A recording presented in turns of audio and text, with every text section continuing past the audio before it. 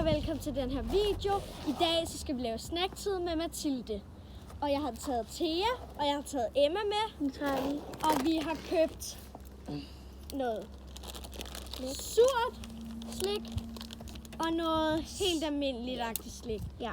Okay, lad os bare komme i gang. Vi tager et stykke. Det er ligesom, kan vi finde en blå? Hvis der er en blå. Okay. Hvorfor en lille? En lille. Der er en den der. Vi alle sammen tager bare en rød. Skal vi ikke gøre det? Jeg tror også, at jeg kan finde en. Den er grøn. Ja, 3, 2, 1. Den er ikke særlig sur. Nej. Den er faktisk mere sød. Meget giver den på en skala fra 1 til 10.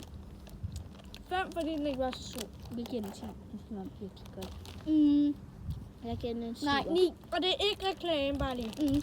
Jeg giver den 9, fordi den ikke er... Okay, nu er det den her. Den smager godt. Jeg har et stykke, jeg gerne vil have. Er det cola? Du prøver de der med skum under. Så er det, jeg gerne vil have.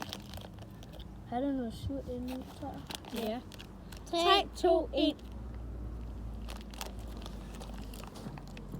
Det smager en ny rød stas.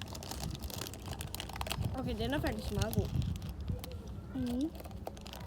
Der er en rød lide de andre. Der er også en blå, der er en sort vigummi. Jeg kan bedre lide dem.